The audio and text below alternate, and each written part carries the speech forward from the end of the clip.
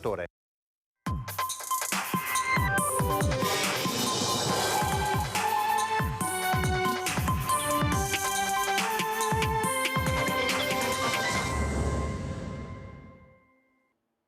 Buongiorno, buon inizio settimana a tutti e ben ritrovati, prima edizione di Antenna 3. Abbiamo molte notizie come sempre da raccontarvi, ma iniziamo come ogni lunedì presentandovi il sondaggio di quest'oggi. Ecco il quesito al quale vi chiediamo di rispondere. Europei, è giusto che Meloni si candidi? 0422 16 691 se la risposta è sì, 0422 16 690 se la vostra risposta è no, la chiamata è gratuita. L'esito del sondaggio questa sera nel corso di Ring. Ma veniamo subito alle notizie principali della giornata e andiamo nel Trevigiano, a Ponzano Veneto per l'esattezza, perché c'è rabbia dopo la paura per quello che poteva accadere, visto che qualcuno ha pensato bene di smontare i dissuasori lungo la strada lasciando sull'asfalto i bulloni. Potete capire quello che poteva accadere. Allora cedo subito la linea alla nostra Lina Paronetto insieme a Nicoletta Rizzetto. Buongiorno Lina e buongiorno ai tuoi ospiti. Buongiorno Francesca e buongiorno ai telespettatori. Sì, siamo qui in via Calcina Est. Presento subito gli ospiti, il sindaco di Ponzano Veneto Antonello Baseggio. Buongiorno sindaco, grazie come sempre per la disponibilità. E uno dei residenti di questa strada, Adriano Marchesin, perché dovete sapere che di fronte a questa problematica che hai già annunciato, questo gesto di ignoti che, Nicoletta che ha inquadrato il rallentatore in questione, hanno svitato, vedete, le viti, i bulloni che tengono ancorati questi pezzi che compongono il rallentatore, posto qui naturalmente perché evidentemente siamo in piena zona residenziale, si corre, c'è necessità di rallentare la velocità dei veicoli che in transito. Ecco, qualcuno ha ben pensato, come hai detto tu, ma l'abbiamo visto anche, lo vedremo anche dalle fotografie che si possono appunto mostrare, che il sindaco ha postato sui social, hanno svitato lasciandone alcune gettate sull'asfalto e altre invece svitate e lasciate sul posto, quindi in rilievo, uscite fuori insomma di qualche centimetro. Potete immaginare naturalmente cosa può capitare a un mezzo che transiti in questo punto e soprattutto, ecco, magari trattandosi anche di una moto, possiamo immaginare di sera cosa poteva succedere. Questo è successo, sindaco, la notte tra sabato e domenica. Lei ieri ha fatto un post durissimo perché si mette a repentaglio la vita degli altri naturalmente, e in più credo che voi sindaci di atti di vandalismo il più assurdi e impensabili possibili siate anche stufi. Certo, quello che sta succedendo oramai in questi ultimi tempi è dello scandaloso e del vergognoso. Io ringrazio i cittadini presenti, qui abbiamo anche Adriano che ieri mi hanno avvisato, era uscito di chiesa e mi sono recato subito sul posto, e li ringrazio anche perché sono intervenuti con martelli e cacciaviti a sistemare le cose, ma poi insomma lascio a lui spiegare ciò che hanno visto. Rimango esterrefatto dal fatto che non ci si ponga il problema di cosa può accadere, di quanto male si possa fare a delle persone che non c'entrano niente. Tra l'altro il rallentatore è stato richiesto da tutti i cittadini residenti attraverso anche una raccolta firme, quindi era stato richiesto per ragioni di sicurezza, ma lasciare delle viti in questa maniera poteva non solo recare danno alle auto, ma poteva anche creare danno alle persone, una bicicletta, una moto o un'auto che esce di strada per colpa di una foratura improvvisa. Insomma, io credo che questi balordi possano aver fatto solo un gesto che reputo vergognoso, perché probabilmente il valore della vita e i valori che si danno alle cose in questa società sono cambiati rispetto a un tempo, ma nulla può essere coperto dalla noia o dalla disattenzione. Qui abbiamo dei gesti che sono scandalosi, ecco. Adriano Marchesin, allora voi, fatalità, era domenica mattina, eravate a casa, cosa vi ha cosa ha attirato la vostra attenzione?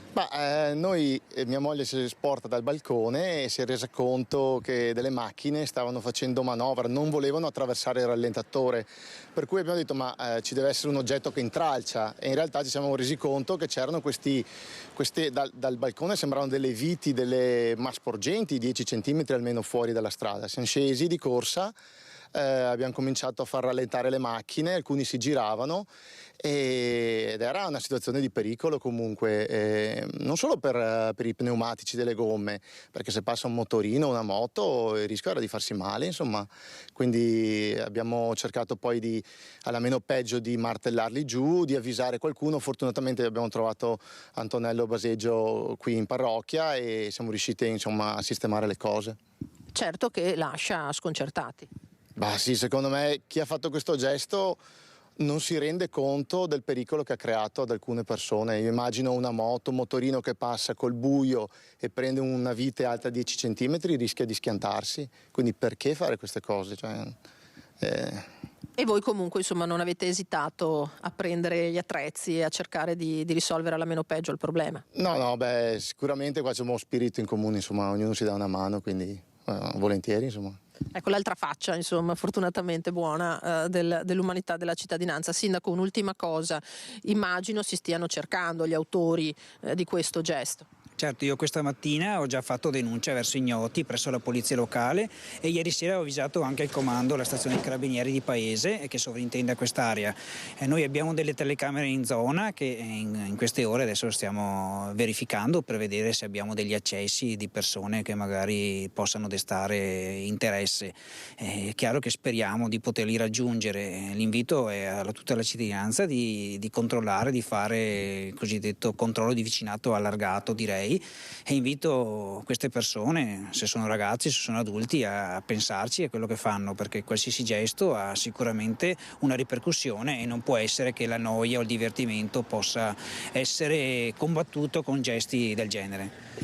Certamente. Allora Francesca, da Ponzano Veneto direi che insieme a Nicoletta Rizzetto possiamo restituirvi la linea. Grazie davvero Lina, grazie a Nicoletta e grazie naturalmente al sindaco e a questo residente che hanno ben descritto i rischi di questo assurdo gesto e insomma adesso si cercheranno i responsabili perché rispondano di quanto commesso. E andiamo avanti con la cronaca e ci spostiamo, anzi torniamo a Cinto Caomaggiore per la vicenda di quella bambina gettata dal balcone dal padre che poi ha tentato di suicidarsi. I carabinieri ora seguono una nuova pista nelle indagini. Le urla della bambina sul balcone che hanno fatto scattare l'allarme dei vicini, poi il folle gesto. Indagano i carabinieri sul tentato omicidio della piccola di 5 anni gettata dal balcone del primo piano dal padre, seguendo anche la pista della droga. I militari dell'Arma sarebbero infatti alla ricerca di stupefacenti, ritenendo che il 43enne non fosse alterato in modo naturale e che quindi siano probabilmente all'origine non solo del gesto sconsiderato, ma anche delle urla deliranti sentite sia la notte prima del tragico fatto, sia la sera stessa. All'ospedale di Portogruaro, dove è attualmente ricoverato l'uomo, gli inquirenti hanno chiesto infatti l'esito degli esami tossicologici. Piantonato all'ospedale e attualmente in terapia intensiva per le lesioni riportate dopo la caduta, secondo quanto si apprende dall'ordinanza di custodia cautelare della GIP Monica Biasutti, quella sera l'uomo e la bambina avrebbero cenato con la nonna paterna. Una cena tranquilla, finita intorno alle 22, circa un'ora prima che il 43enne andasse in escandescenza e scaraventasse la piccola di 5 anni giù dal terrazzino. Non appena le condizioni di salute fisiche e psicologiche lo permetteranno, l'uomo sarà trasferito nel carcere di Pordenone e potrà sostenere quindi anche l'interrogatorio di convalida. L'accusa è di tentato omicidio. Andiamo subito a Tessera dove ci sono per noi Sandro Ponchio insieme a Filippo Fois per lo sciopero di 24 ore degli addetti alla sicurezza dell'aeroporto Marco Polo che denunciano condizioni lavorative impossibili. Al momento c'è più di un'ora di coda ai varchi di sicurezza e una media di 20-25 passeggeri rimasti a terra al volo. A te la linea Filippo.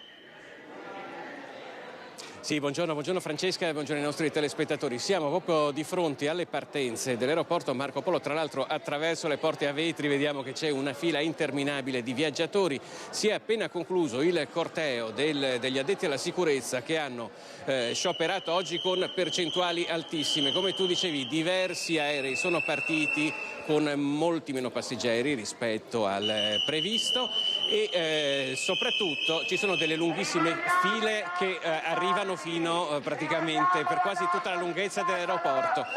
al mio fianco c'è Mina Parisotto, che è del sindacato FLAI, che ha organizzato questo sciopero. Perché avete bloccato sostanzialmente l'aeroporto Marco Polo?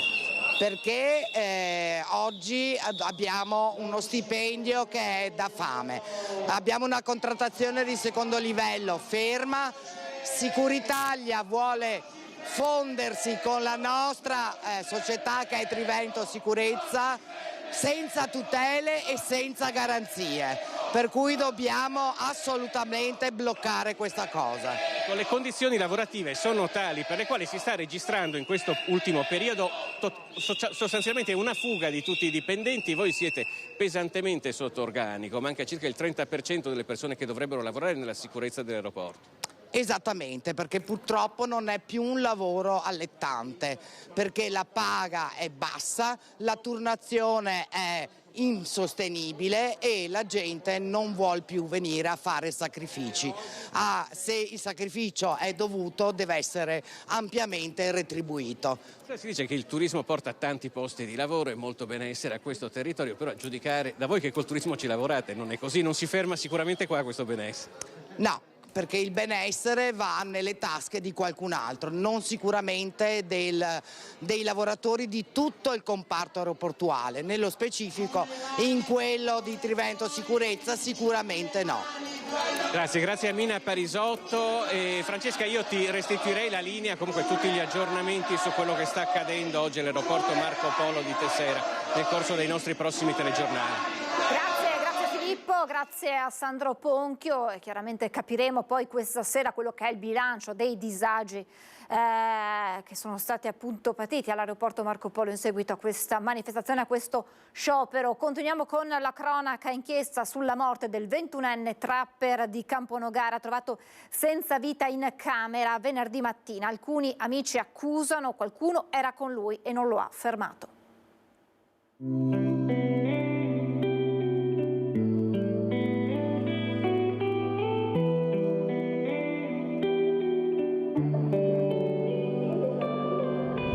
Ogni giorno non mi sento abbastanza e questa depressione non mi lascia.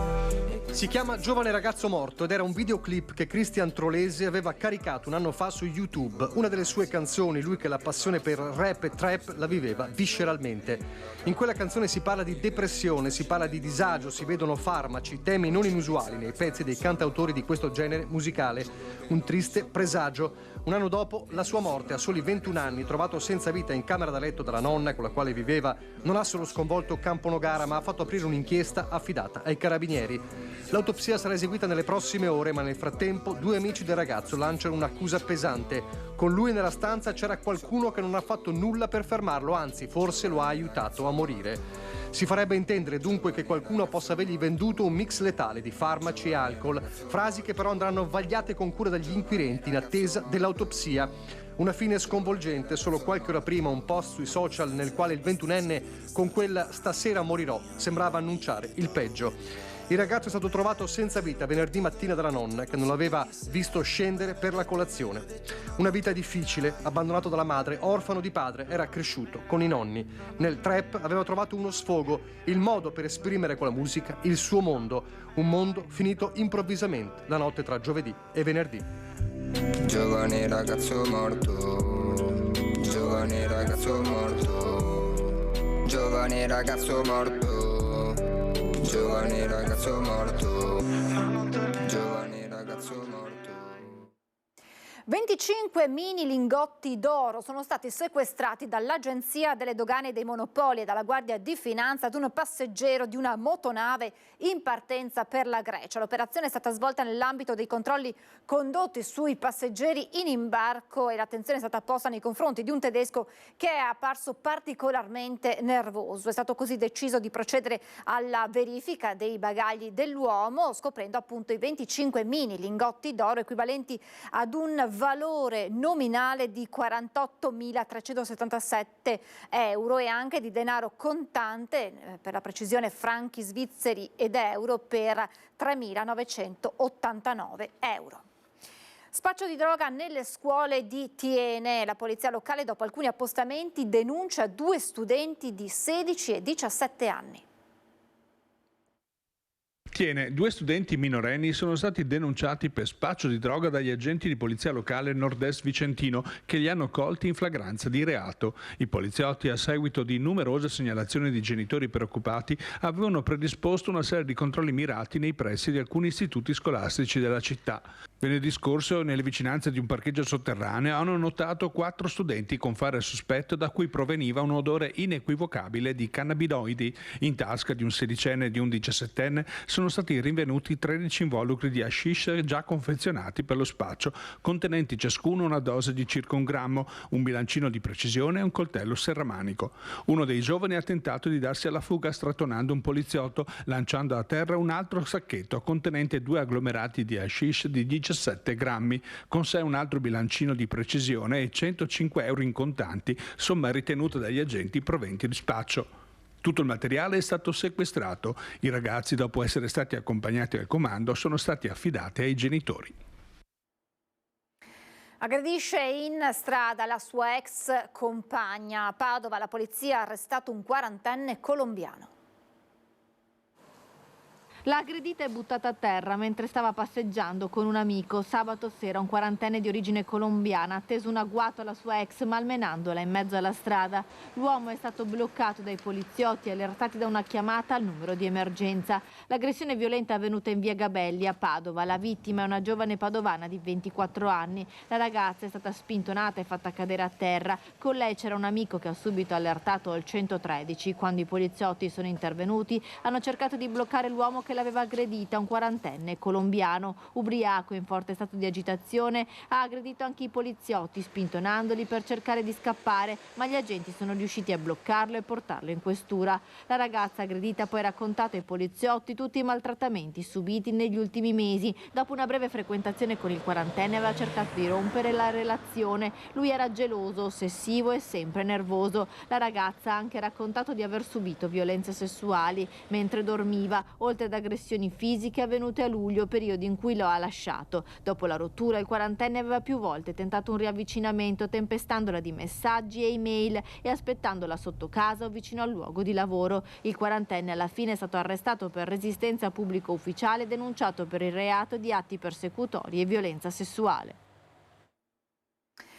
E parliamo del maltempo che si è abbattuto nel fine settimana sul Veneto, in particolare nella Marca Trevigiana, disagi, qualche allagamento tra Casale sul Sile e Silea, ma il Sile in pieno non è stata l'unica conseguenza della pioggia. 8-9 centimetri d'acqua caduti in 48 ore hanno imposto l'utilizzo di idrovore nell'area a ridosso del Monticano, ma soprattutto l'apertura dei bacini di laminazione per proteggere paesi e città come Castelfranco.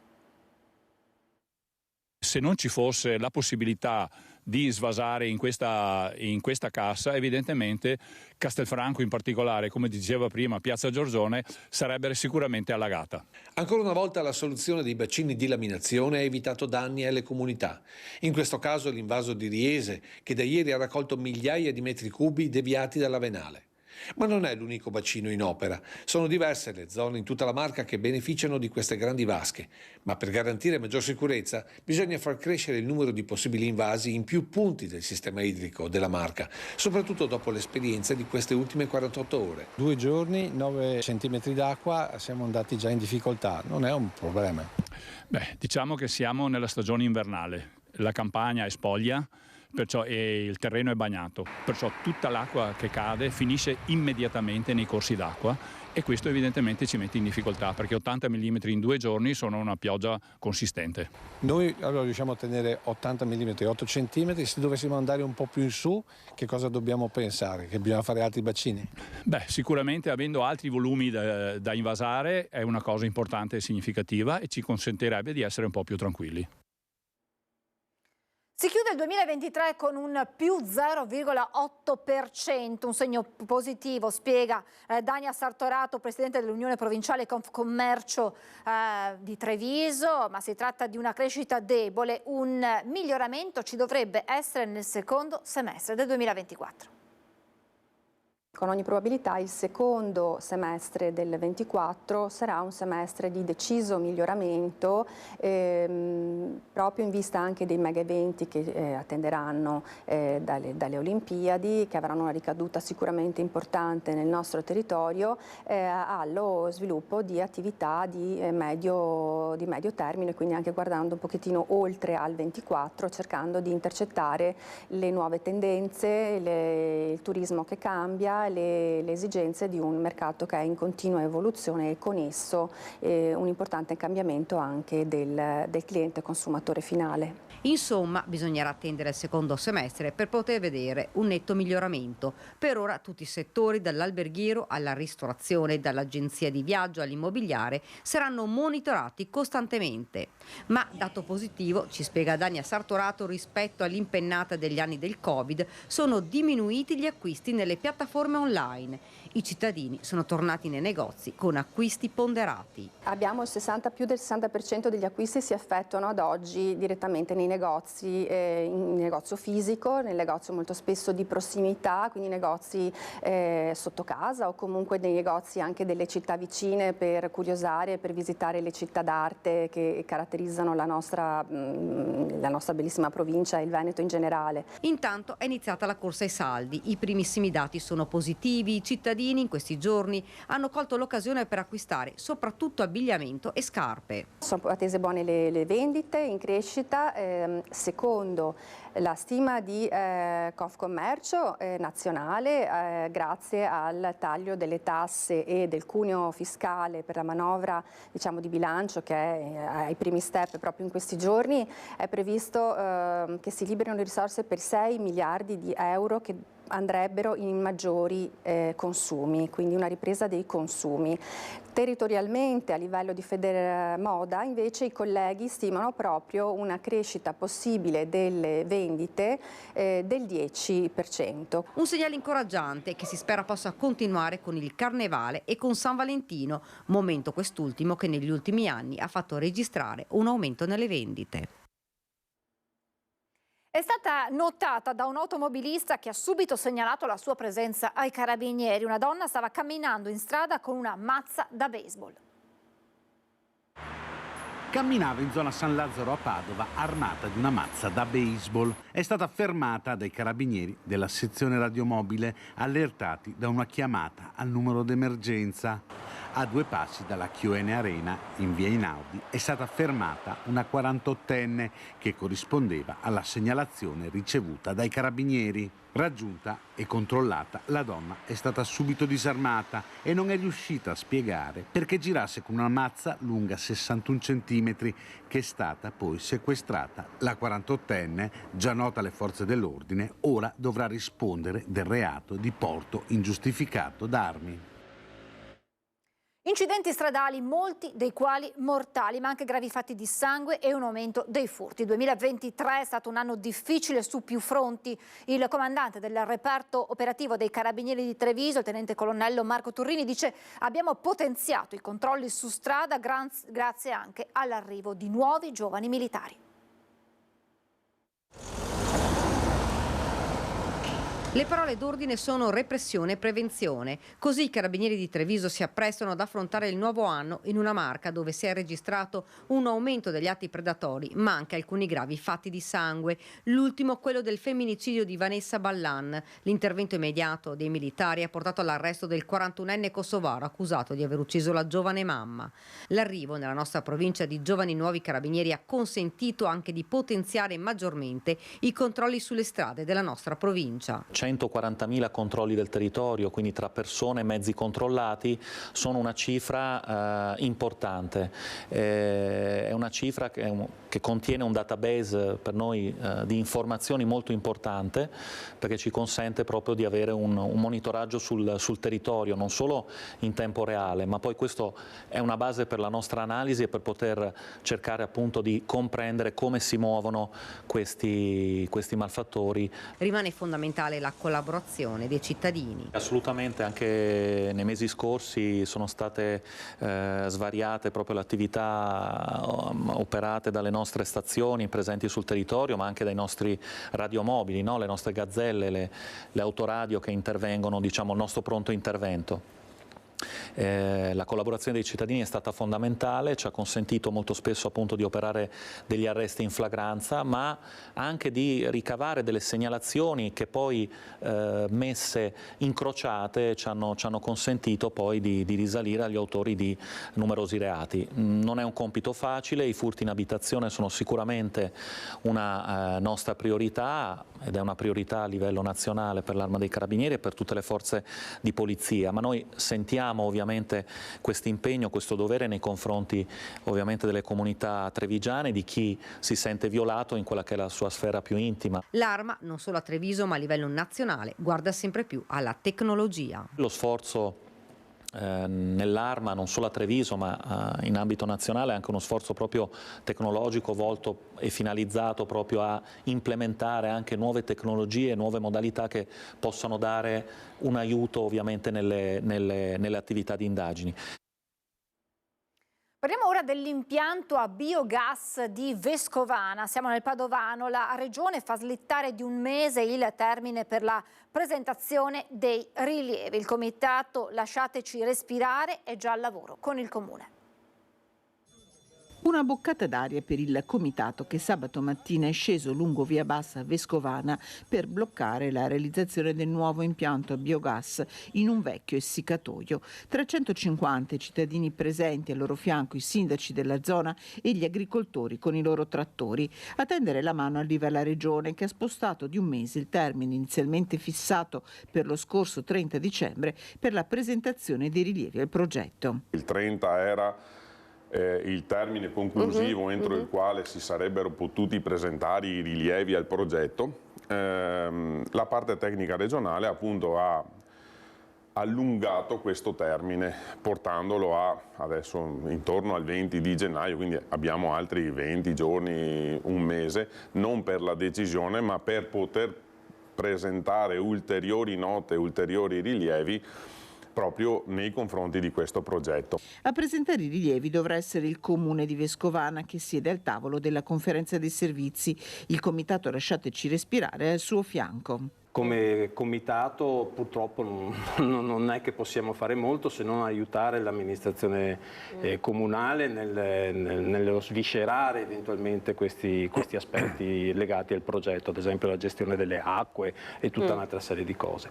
Questo è sicuramente quello che potremo fare. Dopodiché eventualmente come comitato possiamo solo ricorrere al TAR assieme al Comune. Il comitato continuerà nella sua opera di informazione con incontri nei vari comuni della zona. E adesso andiamo a Bassano perché è arrivato il via libera ai lavori di rifacimento e messa in sicurezza della piastra sportiva a Val Rovina. In collegamento per noi c'è Vanessa Banzato insieme all'assessore Andrea Zonta. Buongiorno Vanessa e buongiorno all'assessore.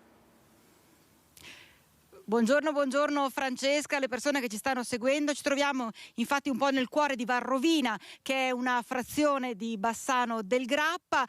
Questa è la piastra sportiva che a breve dovranno risistemare, in realtà riprendere in mano completamente, perché si tratta di lavori in realtà molto più complessi di quello che si pensava all'inizio. Lavori che ci spiega proprio il vice sindaco nonché assessore ai lavori pubblici di Bassano, Andrea Zonta. Insomma, c'è da prendere in mano completamente questa piastra. Sì, innanzitutto buongiorno a tutti. Questa è una piastra che da qualche decennio, 15-20 anni, ha bisogno di essere sistemata, perché come lo si vede è piena di crepe, è piena di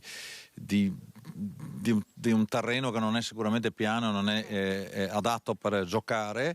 L'abbiamo presa in mano, ha avuto una serie di problematiche legate anche alla parte idrogeologica e pertanto abbiamo deciso di sistemare sia la parte interrata che la parte a vista. La parte interrata consiste nella creazione di 2 canali che portano l'acqua da monte verso valle, mentre poi la parte invece che vediamo dall'esterno è il rinforzo dei muri di sostegno del terreno e del terrapieno di questa piastra e il rifacimento in cemento della piastra sopra, dove si potrà un domani giocare a calcetto volley e basket. Ecco, non è soltanto un punto, un luogo importante per i più giovani, per gli amanti dello sport, in realtà questo è un po' il luogo d'incontro dell'intera comunità. Sì, diciamo che appunto l'hai definita prima come una piazza, è un posto dove i ragazzi possono giocare, ma anche dove la comunità si può ritrovare per feste, per manifestazioni con i loro bambini, con i loro anziani, è vicina al centro di quartiere, per cui forse l'unico punto piano, lo definiscono loro, dell'intera zona collinare, ed è l'unico punto dove in effetti si può fare anche la cosiddetta festa del Maron, sì, o altre feste che loro ritengono opportune durante l'anno solare. Per quanto riguarda il costo di questo intervento, si era partiti da poco più di 300.000 euro e la cifra è lievitata e non poco fino a? Sì, è lievitata a 1.020.000 euro, di cui 700.000 euro i lavori, questo dovuto alla problematica che dicevamo prima, cioè alla parte idrogeologica che ci costringe a scavare l'intero terrapieno per creare appunto i canali di scolo e poi ricoprire e rifare la piastra.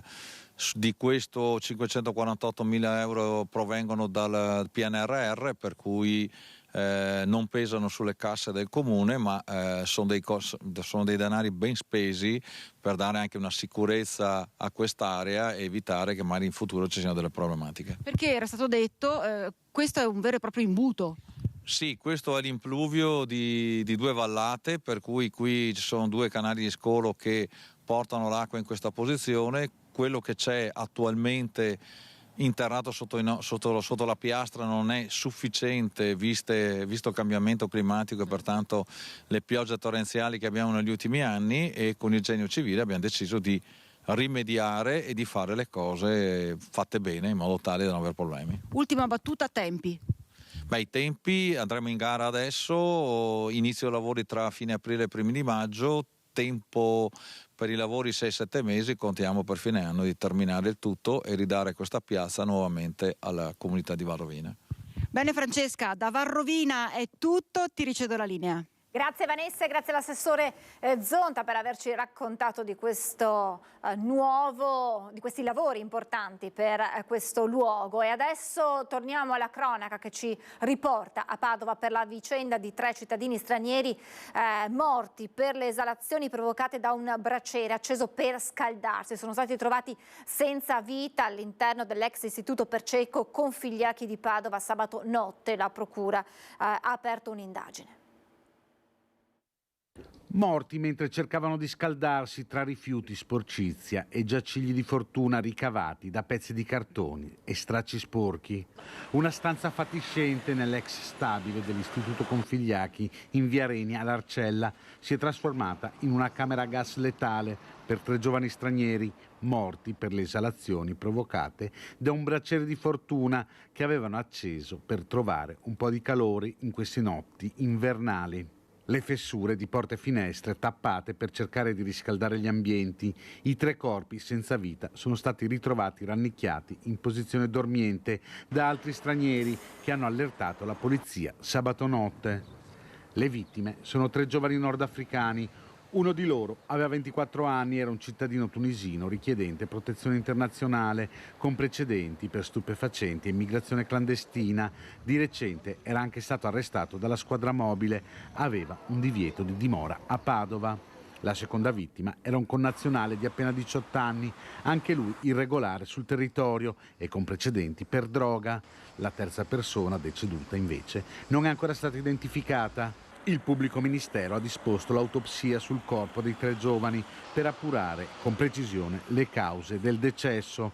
Sui loro corpi non sono presenti segni di violenza.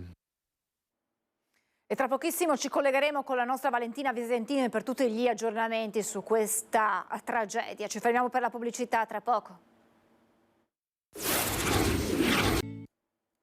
Rieccoci in diretta in attesa di collegarci con Valentina Visentini per tutti gli aggiornamenti sulla vicenda dei 3 cittadini stranieri trovati senza vita nello stabile abbandonato a Padova. Saluto, ringrazio per essere con noi, gli auguro buon anno al presidente di Confapi Padova, Carlo Valerio, nonché membro della Giunta Nazionale di Confapi. Ben ritrovato Presidente, buongiorno.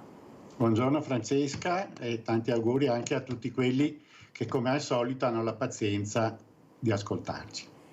È sempre un piacere, Presidente, anche perché lei fotografa sempre in modo puntuale quella che è la situazione. Allora le chiedo che situazione, come abbiamo iniziato questo 2024 e poi senza sfera di cristallo come lo continueremo.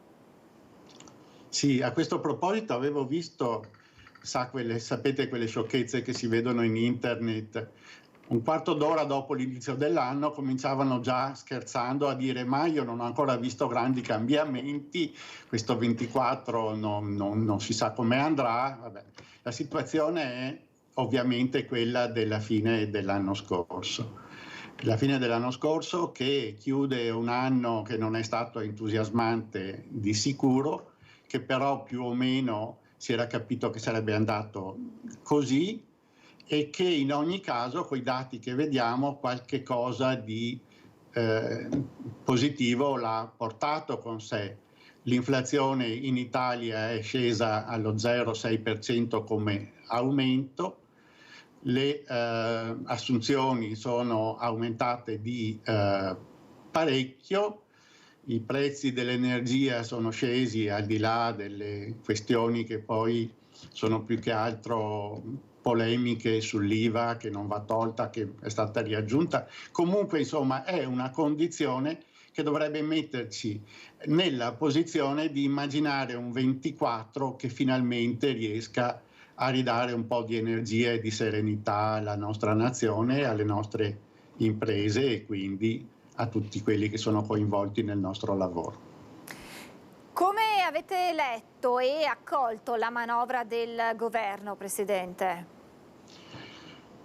Noi, come sempre, leggiamo queste cose cercando di inserirle in un contesto più ampio e non solo nello specifico delle esigenze o delle aspettative delle aziende.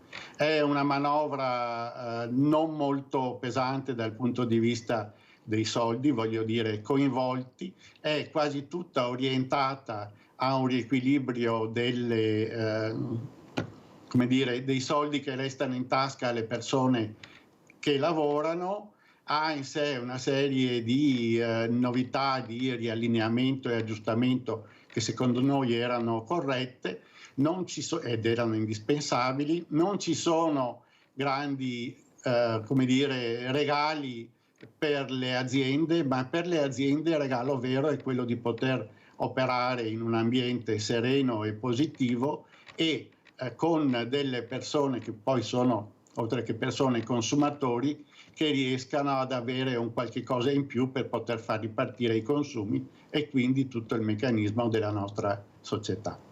C'è un tema che preoccupa però ed è quello legato all'ecobonus, alle novità introdotte su questo fronte, si temono ripercussioni sull'occupazione, si teme che quel settore che era stato rilanciato anche grazie a questo intervento possa in qualche modo arrestarsi o perlomeno subire una battuta d'arresto. Tornando a quello che dicevamo un attimo fa, è una questione di riallineamento. Di sicuro l'ecobonus era una mostruosità, l'abbiamo detto anche con voi più volte, era un assurdo prima di tutto dal punto di vista etico e poi per le storture che inevitabilmente avrebbe portato con sé. L'avevamo detto e poi purtroppo le cose sono andate proprio così. Era, ripeto, una mostruosità che ha creato una serie di danni a tutto il mercato e a tutti i cittadini italiani che non fossero quelli che sono riusciti in qualche modo ad approfittarne. Ad approfittarne spesso sono stati alcuni che non erano imprese, che non erano spinti da un atteggiamento positivo, ma erano più o meno dei bucanieri. Ciò premesso, non si può pensare di continuare a drogare il mercato del lavoro e delle attività sempre con i bonus.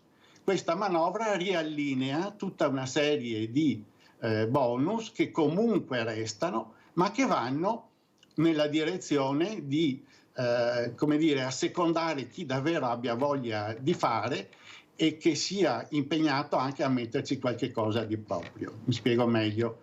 Se io ho un bonus possibile per la ristrutturazione della casa del 50%, vuol dire che l'altro 50% dovrò mettercelo io, perché una parte mi verrà restituita nel tempo. Per mettercelo io farò attenzione a che cosa faccio e alle aziende che sceglierò per accompagnarmi.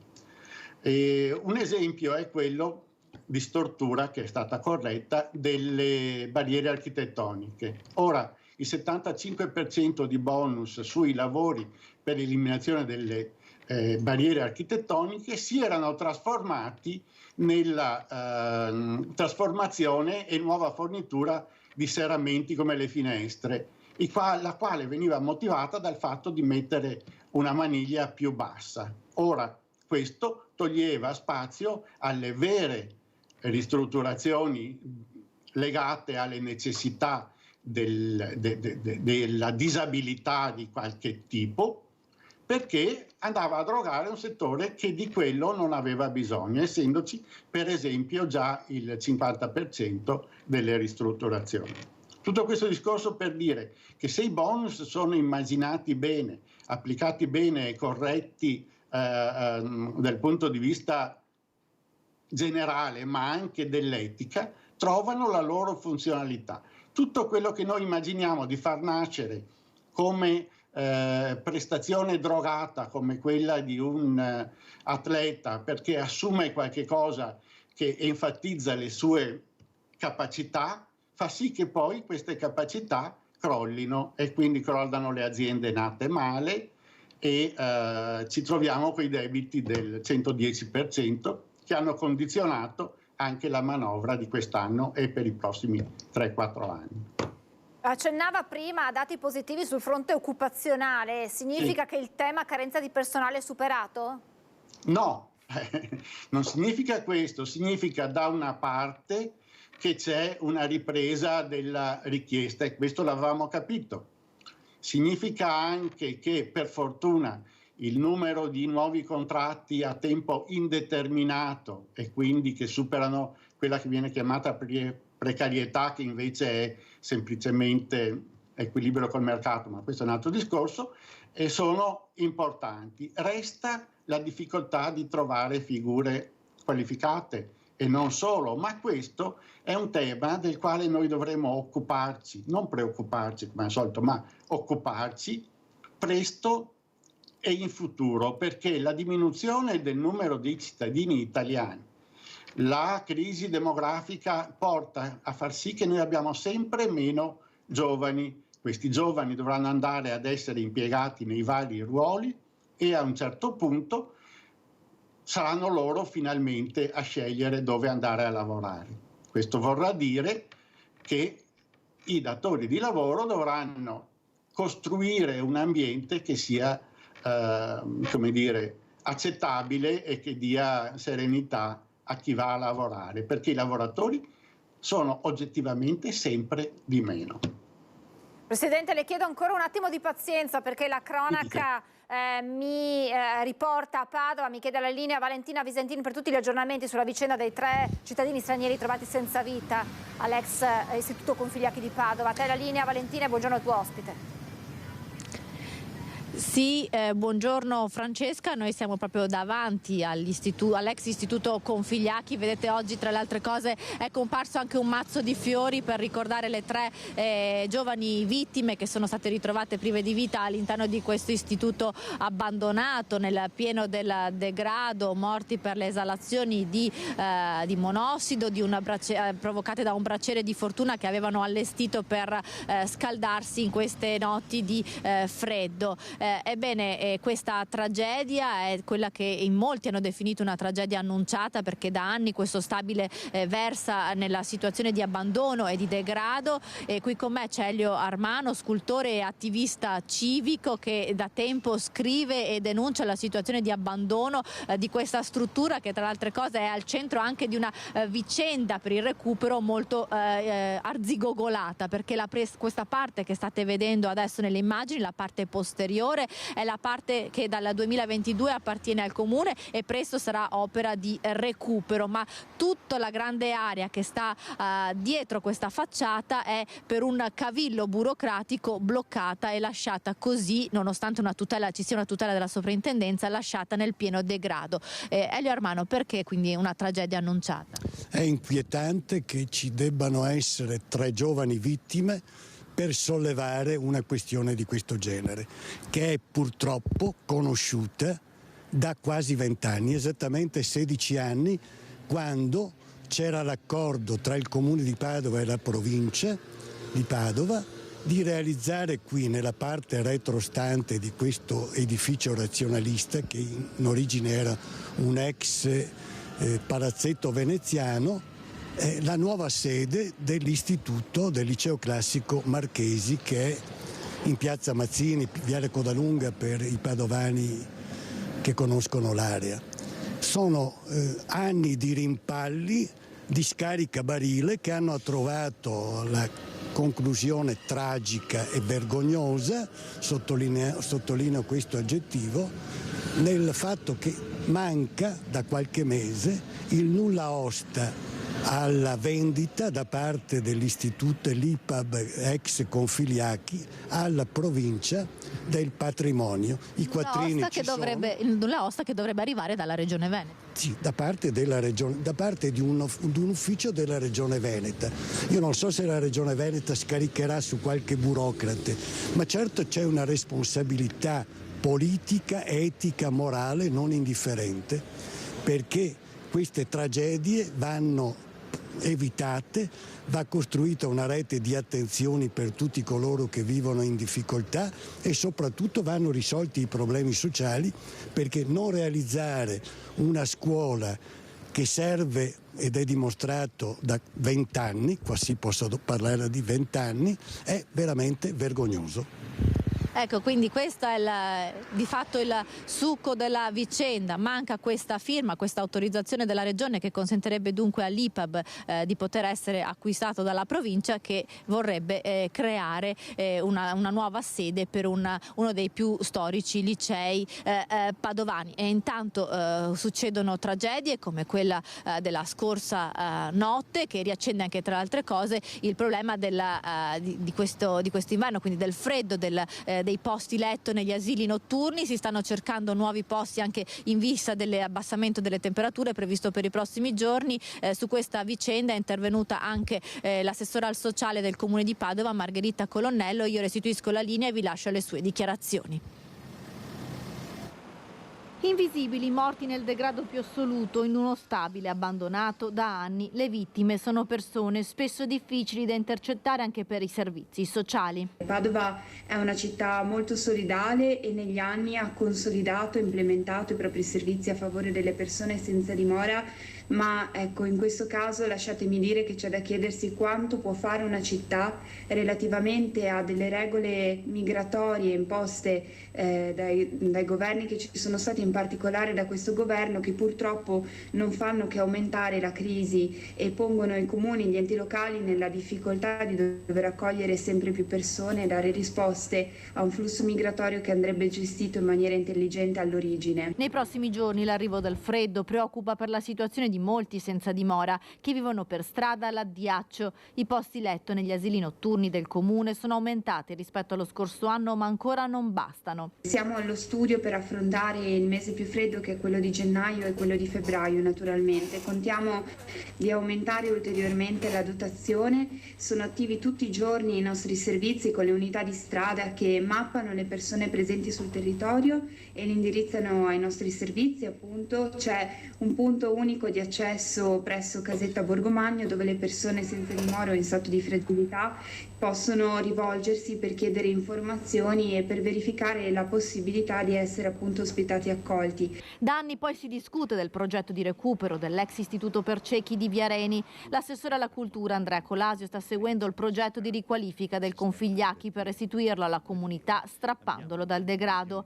Il comune di Padova, dopo l'acquisto dell'edificio, ha messo in sicurezza gli ambienti di sua competenza, ma non ancora tutti. Stiamo rispettando il cronoprogramma previsto dal progetto Pinqua. Attualmente è in corso l'appalto, il 18 gennaio scadranno i termini per la presentazione delle offerte. L'avvio dei lavori per un importo di 8 milioni di euro è previsto per la prossima primavera, con fine dell'opera nel 2026, ha spiegato Colasio.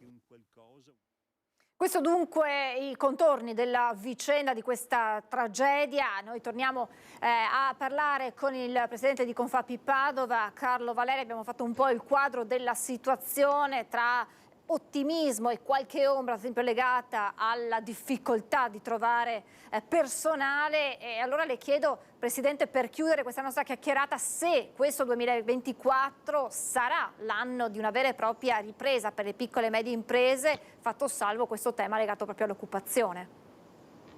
Noi riteniamo di sì, perché veniamo da un periodo piuttosto lungo di depressione e di difficoltà. Però le energie che avrebbero potuto o dovuto essere utilizzate nel 2023 per la spinta e la crescita, intendo, sono ancora tutte là. Sono pronte a dipanarsi nell'anno prossimo. Di sicuro non aiuta l'atteggiamento che purtroppo vediamo sempre più spesso, soprattutto in vista delle elezioni europee, non solo, di prese di posizione ideologiche, per cui c'è chi dice che andrà tutto male, che è tutto un disastro, che niente si tiene, che l'euro ha fallito, che l'Europa ha fallito, che l'Italia è una nazione fallita o che... Non si capisce dove vivano, dove vorrebbero vivere queste persone, perché essere oggettivi è una cosa, essere pessimisti per farsi ascoltare di più è un'altra, ma questo è comunque un altro aspetto. Le aziende sono qua, sono pronte anche a occuparsi di qualche cosa che è quello che avete trattato in questo ultimo aggiornamento, cioè sul disastro di alcune vite di persone che vengono in qua senza regole e che non trovano lo spazio perché questa nazione, anzi questa Europa in questo caso, non è in grado di darsi regole precise, serie e come dire, rispettose per far sì che queste persone possano lavorare invece che dover morire asfissiate in una ex scuola. In che termini sono pronti gli imprenditori ad aiutare da questo punto di vista? Sono pronti ad aiutare nel senso che ci sono vari progetti in piedi che sono quelli di come dire, creare degli elenchi di richieste per quanto riguarda le figure da ricoprire, metterli in linea con degli elenchi di capacità delle persone che vengono e che sono in Italia in qualche modo riconosciute come presenze in Italia. Bisognerà far sì che vengano reperiti anche dei luoghi nei quali queste persone, una volta inserite nelle aziende, possano vivere degnamente, e stiamo parlando di spazi, di appartamenti, di ex scuole, di ex canoniche. Ci sono molti programmi e progetti che vedono tutta la società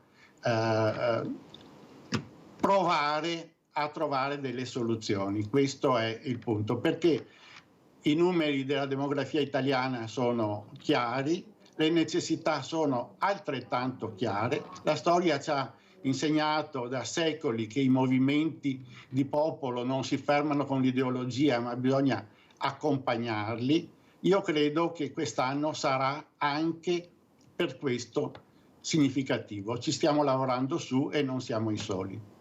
Presidente, grazie davvero, è stato importante questa chiusura strettamente legata a noi alla cronaca di queste ultime ore. Grazie davvero al Presidente di Confapi Padova, Carlo Valeri. Torneremo ad aggiornarci con lei per vedere se poi queste previsioni e questo ottimismo che ci sta presentando poi si confermerà con i dati. Grazie davvero Presidente, buon lavoro, a presto. Grazie. E adesso subito cambiamo pagina, come si suol dire, e saluto, lo ringrazio per essere con noi, il dottor Sandro Cinquetti, direttore del Dipartimento Prevenzione dell'USL 1 Dolomiti. Ben ritrovato, dottore, grazie. Buongiorno a lei e a chi ci ascolta e ci vede, grazie. Buon anno. Grazie, buon anno dottore, buon anno dottor Cinquetti. Allora subito dottore ci porti all'interno di questo progetto in fase di sperimentazione denominato Rifugi Sicuri che se non sbaglio dovrebbe comunque prendere il via ufficialmente nella stagione estiva. Intanto c'è la sperimentazione in un rifugio a Cortina. Sì, allora correttamente lei l'ha definito progetto Rifugi Sicuri. In realtà il progetto è partito da tempo ancora e si chiama progetto Rifugi Sani e Sicuri.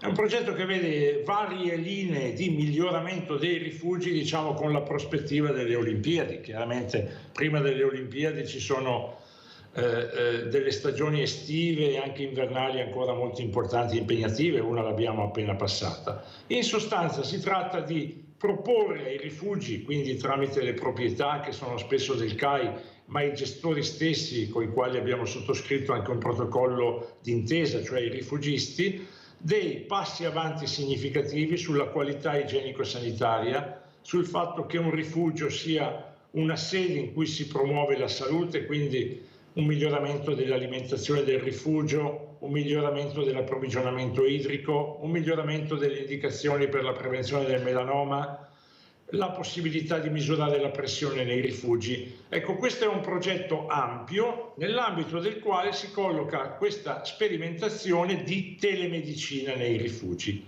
che è ciò che stiamo appunto provando al Rifugio Faloria, il bellissimo Rifugio Faloria attivo durante la stagione invernale. Di che cosa si tratta in buona sostanza? Il rifugista è dotato di un kit, uno zainetto, nel quale sono contenuti una macchina per eseguire un elettrocardiogramma, quindi una macchina sofisticata pur nella sua semplicità, una macchina per misurare la pressione e una macchinetta a cui siamo abituati dal Covid per misurare la saturazione di ossigeno. È come se il rifugista fosse con questi strumenti gli occhi della centrale 118 attiva a Pieve di Cadore. In qualche modo, tramite una body cam e questi sistemi collegati con la centrale di Pieve di Cadore, la centrale 118, il rifugista che interviene, per esempio su un cittadino, su un utente che ha un malore, trasmette dei dati in diretta e fa vedere in diretta le caratteristiche della persona a chi sta in centrale 118 chiamato a prendere le decisioni ultime, elicottero, trasporto e quant'altro. Questo a parte appunto in fase sperimentale in un rifugio, ma verrà esteso poi ad altri rifugi. Sì, la previsione di estensione è a 10 rifugi entro la stagione estiva, in vista della stagione estiva. Sono cose che sembrano semplici ma hanno degli elementi di complessità, perché chiaramente il Rifugio Faloria ha grandi numeri, non è proprio semplice dedicarsi a questo, però stiamo cercando di fare in modo che i rifugisti abbiano questa competenza avanzata. Il Rifugio Faloria gentilmente ci ha dato la disponibilità dei suoi operatori di vedere quali sono eventuali correzioni a questo progetto. L'obiettivo è di arrivare quest'estate a identificare insieme con il CAI, il Club Alpino Italiano, 10 rifugi nei quali collocare questo sistema di telemedicina, che è un sistema di grande interesse anche in altri campi della medicina, non solo chiaramente nella medicina d'emergenza. Esatto, la telemedicina sembra essere sempre più, dottore, la parola d'ordine nel futuro, vuoi per andare incontro anche alla carenza di camici bianchi, sperando che la situazione cambi, ma anche per favorire, agevolare poi i pazienti. Si andrà in questa direzione sempre di più? Non classificherei la telemedicina una risposta alla carenza di camici bianchi, ma un enorme passo avanti tecnologico. È evidente che è impensabile avere un infermiere o un medico in ogni rifugio d'alta quota. Se noi pensiamo che d'estate il Rifugio Semenza, il Rifugio Faloria il rifugio Chiggiato, che sono raggiungibili solo a piedi, debbano avere un infermiere e un medico per gestire la casistica con qualche problema sanitario, staremo parlando di qualcosa che non esiste e che non ha senso di esistere. Si tratta di far crescere la competenza, la qualità, la capacità dei gestori dei rifugi, che sono persone di grande responsabilità, per fare in modo che possano essere collegati con dei centri in grado di gestire le casistiche problematiche e garantire i trasporti nei modi più opportuni. È un grande passo avanti tecnologico, non c'entra nulla con la carenza di personale, è una questione veramente di avanzamento importante della medicina, che va verso quella definizione di medicina di prossimità ormai obbligatoria in un mondo moderno. Certo, il mio accenno alla carenza era in un'ottica di telemedicina estesa ad altri ambiti che non siano quello dei rifugi, e quindi ad una telemedicina che possa raggiungere il paziente magari nella sua abitazione e metterlo in contatto poi con il medico, che sia il medico di base o il medico ospedaliero. Sì, ci sono già esperienze in questo senso molto interessanti, ma banalmente anche il sistema delle vaccinazioni. Noi avere un infermiere, un assistente sanitario che esegue la vaccinazione antinfluenzale a domicilio può essere un sistema, diciamo, nel quale una videotrasmissione come questa aiuta molto ad identificare quelle situazioni che possono avere qualche profilo problematico, a dire la verità molto, molto rare. Però effettivamente avere la possibilità da parte di strutture centrali, che possono essere anche di alto livello, voglio dire anche un ospedale centrale, di collegarsi con una sede periferica o con lo studio del medico di famiglia stesso, del medico di medicina generale, sono possibili passi avanti di grande importanza. Del resto la tecnologia questo ci ha permesso di fare, come lo stiamo facendo con Skype oggi, domani lo faremo nei rifugi con una bodycam. Esatto, ha fatto accenno al vaccino antinfluenzale, allora le chiedo, dottore, qual è la situazione sul fronte influenza di stagione e Covid, visto che gran parte, molti perlomeno italiani e veneti hanno trascorso le festività natalizie a letto, vuoi per l'influenza, vuoi per il Covid. Sì, abbiamo numeri di una certa, diciamo, precisione o comunque approssimazione molto avanzata. In Italia, dopo il Covid, insieme con il Covid, si è strutturato in via definitiva un sistema di monitoraggio che si chiama Respivirnet. Una volta si chiamava, prima del Covid, Influnet.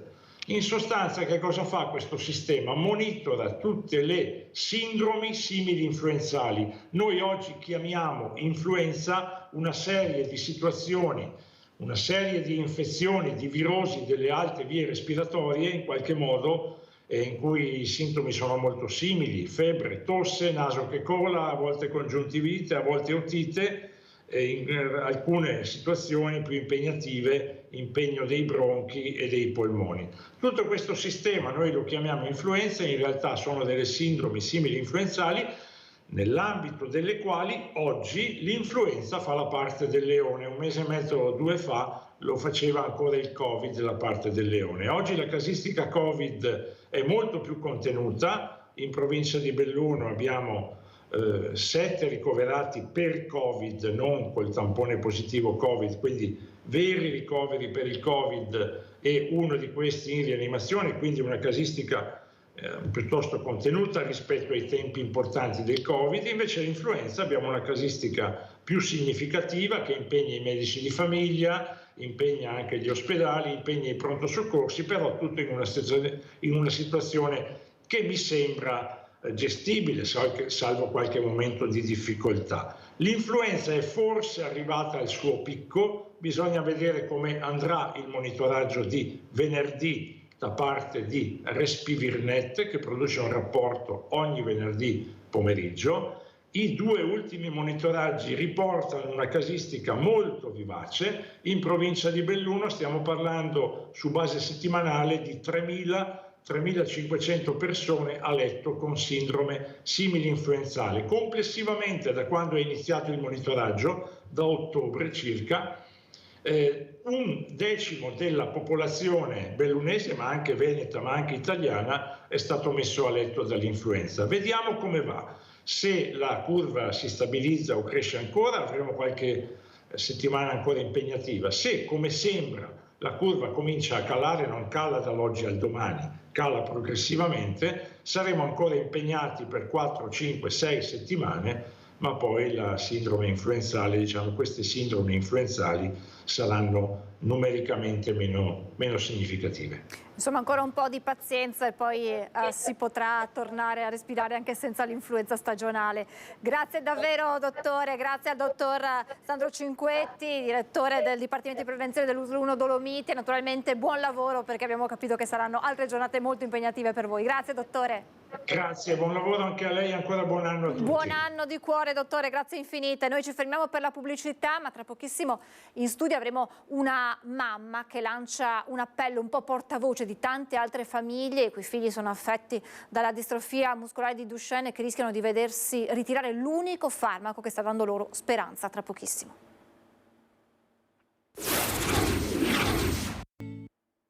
Eccoci in diretta, come anticipato non sono più sola in studio, ringrazio Elena Semenzato, grazie Elena per essere con noi, benvenuta. Elena è mamma di Leonardo che compirà 6 anni tra poco. Sì. Elena ha scoperto dopo la nascita di Leonardo e dopo che a Leonardo è stata diagnosticata la distrofia muscolare di Duchenne di esserne portatrice sana, Esatto, sì. prima della sua famiglia. E ha iniziato lei insieme al marito, tutta la famiglia, a conoscere quelle che sono le conseguenze di questa malattia che porta a cosa, Elena? Allora, la distrofia muscolare di Duchenne porta di fatto nel tempo allo spegnimento di tutti i muscoli del corpo, inizialmente gli arti inferiori, le gambe, gli arti superiori e poi a seguire purtroppo i muscoli respiratori e il muscolo cardiaco, essendo appunto anche questi muscoli. In questo momento non esiste una cura. No. Si tratta di una cosiddetta malattia rara, anche se poi rara non lo è. No, perché appunto in realtà colpisce un neonato maschio ogni 5.000. Quindi quando si parla appunto di malattie rare si pensa sempre siano molto più rare e invece no, perché appunto colpisce con questa incidenza. Come detto, non c'è una cura al momento, la ricerca va avanti, però esiste un farmaco, quello che avete appena visto nelle immagini mandate in onda dalla nostra regista Francesca Pezzo, è proprio Leonardo, che nonostante la malattia riesce comunque ad andare su questo triciclo. E questo anche grazie appunto a questo farmaco che però rischia, è l'unico farmaco a disposizione che rischia però di essere ritirato, di esservi tolto. Perché? Spieghiamo bene, Elena, che cosa sta succedendo e tra l'altro sono giorni anche molto importanti perché il 10 si pronuncerà AIFA su questo. Facciamo diciamo un po' la cronistoria. Certo, il 10 ci sarà l'incontro tra l'azienda farmaceutica e EMA. Quindi a livello europeo. È una decisione europea. Esiste anche una petizione a livello europeo perché questo farmaco resti Allora, sul faccio mercato. una piccola cronistoria fondamentale, certo. Allora, noi quando abbiamo ricevuto la diagnosi per nostro figlio di distrofia muscolare di Duchenne, abbiamo ricevuto anche, possiamo dire, una bella notizia, nel senso che il medico di Padova che ci fece la diagnosi ci chiamò subito proprio per dirci: guardate che vostro figlio ha questa malattia, però è ricaduto in questa piccola fetta, diciamo che è un 13% di pazienti con questa malattia, che può assumere da subito un farmaco che si chiama appunto Translarna. Allora, non è una cura, ovviamente, purtroppo, però fin da subito appunto i medici ci hanno spiegato che si sta vedendo che questo farmaco comunque dà un rallentamento della malattia e per quello che è diciamo lo sviluppo molto aggressivo purtroppo di questa malattia, per noi è un rallentamento anche importante, nel senso che qui si parla comunque di riuscire a deambulare per circa 3 anni e mezzo in più, ma la cosa più importante che si sta vedendo in pazienti che lo assumono già da più anni, perché poi questo è un farmaco che, ci tengo a dirlo, per quello che ci è stato spiegato, mostra i suoi effetti più nel lungo periodo. Quindi c'è un ragazzo che tra l'altro ho conosciuto la mamma, che vive a Padova, e lui a 19 anni quasi ancora cammina, quando normalmente questo non accade mai con questa malattia. Comunque stavo dicendo, appunto la cosa più importante è lo spostamento come tappa dell'insorgere dei problemi respiratori molto più avanti. Quindi per noi genitori già questo è un motivo per cui questo farmaco è importantissimo, perché poi è una malattia che comunque coinvolge tutto il nucleo familiare, non riguarda solo ovviamente il paziente, ma data la sua gravità ovviamente coinvolge tutta la famiglia.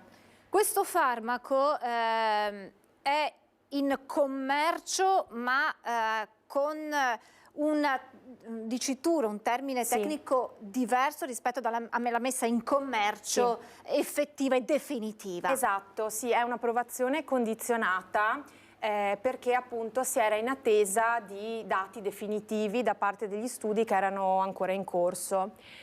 E qui veniamo infatti a quello che adesso a quella che è la situazione in cui ci troviamo come famiglie, di cui credo di potermi fare portavoce, nel senso che purtroppo, diciamo, per quello che sono stati gli studi nel raggiungimento dell'obiettivo principale, lo studio non è riuscito a dimostrare di fatto questo beneficio, che però invece notano i medici e lo notano anche con un registro internazionale che si chiama Registro STRIDE, dove sono stati appunto raccolti a partire dal 2014 dati proprio su pazienti che assumono questo farmaco. La interrompo, leggo solamente 2 righe del professore Eugenio Mercuri, che tra l'altro è un luminare che segue anche il caso di Leonardo, e lui dice questa decisione, facendo riferimento appunto alla decisione, alla possibilità di togliere questo farmaco, ci lascia un po' sorpresi ed evidenzia le difficoltà nel processo di approvazione dei farmaci nel campo delle malattie rare.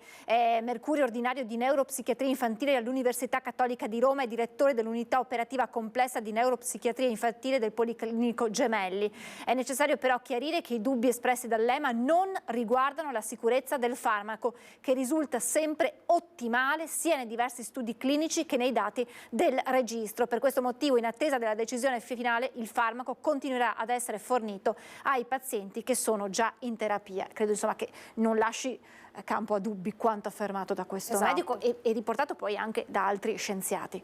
Prego. E poi si parla proprio anche poi di rallentamento sostenuto dai medici, che per noi è anche un guadagnare tempo, perché ovviamente campo della ricerca. Esatto, la speranza per noi è la ricerca, cioè quanto potranno vivere i nostri figli e come potranno vivere dipende solo da quello. Quindi noi sappiamo e siamo consapevoli come famiglia che non sia purtroppo un farmaco miracoloso, ma quello che chiediamo, il nostro appello all'EMA è: per piacere fate una valutazione prendendo in considerazione tutto, non solo l'obiettivo principale dello studio, ma considerato che nel momento in cui ci viene tolto questo noi non abbiamo altro, quindi non è un togliere per darci un farmaco magari più efficace, ma è un togliere e basta, e quindi per noi è ritornare a curare i nostri figli solo con il cortisone, che è la terapia standard per questi pazienti. Noi però ci siamo sempre sentiti i miracolati, nel senso che appunto i medici, come dicevo prima, erano contenti nel dirci che Leonardo aveva questo tipo di mutazione genetica, e quindi noi appunto abbiamo bisogno di tempo. Per noi è veramente importantissimo, perché sulla ricerca noi per gli anni che stiamo vivendo comunque contiamo tanto. Noi, insomma, ci sono tanti filoni di ricerca su questa malattia, quindi essendo i nostri figli poi piccoli, parlo appunto per me, ma poi io conosco ormai diverse famiglie, di cui alcune anche appunto nel nostro territorio. Abbiamo ad esempio questo video che ha mandato la mamma di Marco, altro bimbo trevigiano che non ha potuto essere qui, e anche qui dimostra come questo farmaco, ecco, 9 anni e riesce ad andare in bicicletta senza rotelle, e questo dimostra che cosa significa avere questo farmaco a disposizione. Lei consideri che alcuni bambini Duchenne non imparano nemmeno mai a pedalare. Quindi vedere un bambino comunque a 9 anni, quando pensando al decorso della patologia fino insomma, a un po' di tempo fa, quando proprio non c'era nulla, normalmente già alcuni bambini erano in carrozzina a 9 anni, quando non c'era diciamo nemmeno il cortisone. Giusto per far capire comunque i progressi che già sono stati fatti negli ultimi decenni e comunque appunto a 9 anni non è per niente scontato riuscire ancora a pedalare in bicicletta. E ricordiamo di questo ragazzo di 19 anni che ancora riesce. Quasi 19 esatto, riesce di ancora. Padova, quindi sì. E lui ha iniziato a assumerlo verso gli 8 anni, mi diceva la mamma, quindi addirittura mio figlio ha iniziato prima dei 5, quindi per noi le prospettive insomma sono ancora maggiori. Che cosa potrebbe accadere il 10, questo incontro tra Casa Farmaceutica ed AIFA? Ecco, noi siamo molto preoccupati come famiglie perché il 15 settembre in realtà EMA, ci tengo a sottolineare EMA appunto perché è una decisione europea, si era già espressa proprio con un parere negativo. Poi cosa è successo? È stato chiesto un riesame dall'azienda farmaceutica e questo è il motivo per cui adesso fino a fine gennaio i nostri figli potranno comunque continuare a fare la terapia. Siamo molto preoccupati perché in quell'occasione ovviamente di fatto verranno decise le nostre sorti come famiglie e quindi noi viviamo questa situazione in cui da una parte i medici, parliamo di centri come Padova e Roma, al Gemelli, il Centro Nemo, che sono centri d'eccellenza per le patologie neuromuscolari, che vorrebbero, cioè hanno tutta l'intenzione di continuare a darcelo, in quanto già quando ce l'hanno dato si parlava di prospettive che nostro figlio potesse camminare quasi fino alla maggiore età. Dall'altra parte il 10 ci sarà questo incontro appunto tra l'azienda farmaceutica e EMA, e loro decideranno di fatto in base, posso dire anche ai criteri che a questo punto verranno utilizzati, perché sembra eclatante che questo farmaco dei benefici li dia e appunto per noi famiglie anche rilevanti, però di fatto quello che temiamo è che si possa restare ancorati a diciamo quello che appunto è l'obiettivo principale, quindi che non venga fatta, cosa che invece noi speriamo, una valutazione di insieme proprio per quella che è la patologia, per il fatto che non ci sono alternative a questo farmaco, per il fatto che per i nostri figli 3 anni e mezzo di cammino sono tanti e per noi come genitori non glieli possiamo negare, cioè come genitore penso a chi ci segue da casa, qualsiasi genitore prova a mettersi nei nostri panni, come ci sentiamo noi come famiglie a vederci dall'oggi al domani tolto un farmaco per curare di fatto i nostri figli. Il 10 si decide del vostro futuro in qualche modo? Sì. E parliamo di 800 famiglie europee che risentiranno di questa decisione. Come state vivendo queste giornate, Elena? Lo dico sinceramente, è molto dura. Nel senso che ovviamente c'è tutto un lavoro di gestione dell'ansia, perché poi noi comunque intanto andiamo avanti, abbiamo i figli a casa che giustamente hanno bisogno di genitori sereni, però ci sentiamo estremamente, almeno parlo per la mia famiglia, ma penso anche per le altre, in una impotenza totale, in cui noi ovvio ci siamo poi impegnati per diffondere la raccolta firme promossa dalla nostra Associazione Nazionale di Patologia, però siamo consapevoli che diciamo come genitori probabilmente possiamo essere ascoltati, ma ovviamente non siamo medici, non abbiamo... Insomma, abbiamo potere fino ad un certo punto, però siamo anche le persone che dopo su cui ricadrà la decisione, quindi che la vivremo quotidianamente e la subiremo, nel senso che comunque i figli sono nostri e quello che è difficile è accettare appunto lo dico proprio così, con il cuore in mano, che i medici comunque parlano bene di questo farmaco e sarebbero disposti a continuare a somministrarlo. Quindi noi come genitori non avremo ovviamente nessun tipo di dubbio a riguardo, anche perché è un farmaco sicuro, e anche questo ci tengo a dirlo, che non dà praticamente nessun effetto collaterale, E quindi non è neanche da dire, appunto, ci sono più effetti collaterali rispetto ai benefici, motivo per cui comunque il rapporto rischio-benefici non è ottimale. Invece da questo punto di vista, per esempio, infatti nostro figlio lo assume con il succo di frutta 3 volte al giorno, sono bustine che si possono appunto di sciogliere nel succo o in altri liquidi e sì, per lui è veramente ormai diventata un'abitudine e non gli dà nessun tipo di problema, ecco. Se dovesse arrivare dal 10 quello che voi temete, come... Allora, noi alla fine sapremo la decisione a fine mese, quindi ovviamente come genitori noi per ora abbiamo queste scadenze, quindi sappiamo che ci sarà questa riunione il giorno 10, quindi dopodomani, e dopo però credo che fino a fine mese resteremo ancora sospesi ed è difficile perché comunque cioè, noi viviamo con l'idea che dal 1° febbraio, adesso non so se sarà già inizio mese, forse no, ma che comunque nel giro di 2 mesi noi da dare questo farmaco a nostro figlio 3 volte al giorno ci venga tolto tutto così e lasciandoci solo con il cortisone. Quindi è veramente molto, molto difficile, soprattutto restare in questa attesa sapendo che di fatto è una decisione che influenzerà tutta la vita a venire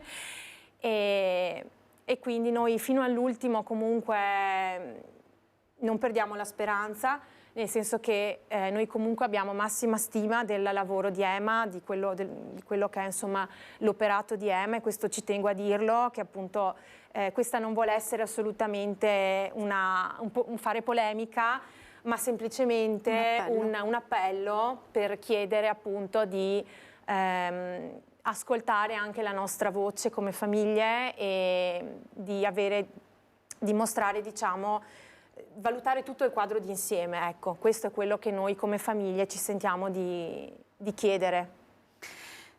Elena, noi speriamo di riuscire in qualche modo ad arrivare con questo appello a destinazione. L'ultimissima domanda, perché ho finito il tempo, certo. Cos'è, come cambia? Hai detto che influisce su tutta la famiglia una diagnosi del genere. Sì. Perché? Cioè, come quando avete avuto questa diagnosi, che cosa è successo dentro di voi come genitori che sperano sempre che il proprio figlio possa avere una vita normale, autonoma? Io dico sempre, forse sarò brutale in questa frase, che è come morire e ricominciare, nel senso che comunque ogni genitore arriva ovviamente con una serie di aspettative che banalmente è la salute del proprio figlio, cosa che ho imparato che invece non è per niente una cosa scontata, anzi è un'immensa fortuna. E quindi il lavoro che si trova a fare un genitore è dover rielaborare tutte queste aspettative all'improvviso, anche perché nel nostro caso e spesso con questa malattia purtroppo la diagnosi ancora precoce non c'è. Nel senso che nostro figlio l'ha avuto la diagnosi quasi a 5 anni, quindi potete immaginare dopo 4 anni in cui si pensa che il proprio figlio sia sano, all'improvviso trovarsi catapultati in questa situazione in cui di fatto ti viene detto che tuo figlio non è sano e anzi ha una malattia degenerativa e che andrà incontro a una serie di problematiche. E, quindi questo è quello che io ho sentito poi come difficoltà familiare, è proprio il fatto che tu non ti puoi fermare, cioè non è che da genitore puoi dire ok, mi prendo il mio tempo, no? Per rielaborare la cosa, no? Perché di fatto ti giri e comunque hai i bambini che ti chiamano, quindi come famiglie è veramente, soprattutto il periodo della diagnosi e post-diagnosi, veramente molto traumatico per tutta la famiglia e lo vivono tutti, perché poi appunto abbiamo un'altra bambina più piccola e inevitabilmente per quanto da genitore cerchi di essere forte, sei un essere umano e quindi questo lo dico per le famiglie, cioè così, vivi uno stravolgimento proprio totale. Poi esce quella forza che caratterizza i genitori e che ti porta ad andare avanti. Elena, io la ringrazio tantissimo e naturalmente continueremo a monitorare anche noi insieme a lei quello che saranno le decisioni future, sperando che insomma, arrivi la decisione che voi vi augurate, quella migliore per i vostri bambini. Grazie ad Elena Semenzato, noi siamo in chiusura, pubblicità, vi ricordo questa sera Ring, ospiti questa sera ci saranno li recupero subito, un secondo solo, eccoli qui, allora ci saranno Giuseppe Paolin della Lega, Nicola Talmi della CGIL, Vanessa Camani del Partito Democratico, Elisa Venturini di Forza Italia e poi ospite il professore Antonio Silvio Calò, presidente della Fondazione per la Pace, alle 21 come sempre in diretta su Antenna 3, nuova puntata di Ring, e io vi lascio con il film Gli avventurieri di Plymouth. Grazie, buon proseguimento di giornata.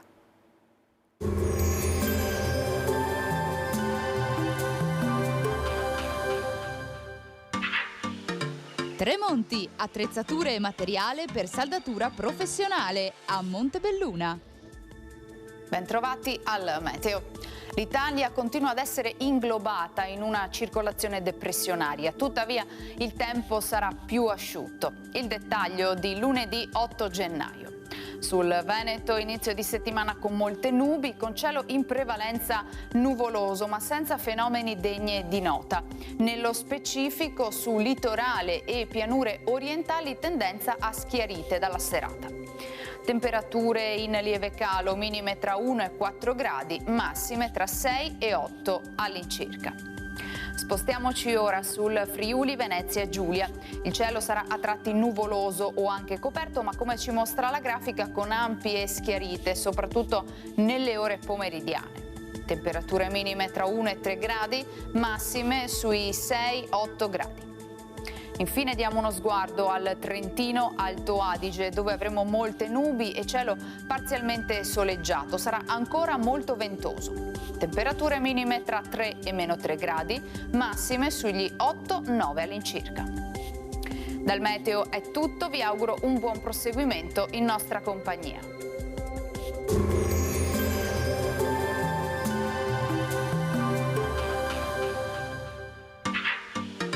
Tremonti, attrezzature e materiale per saldatura professionale a Montebelluna.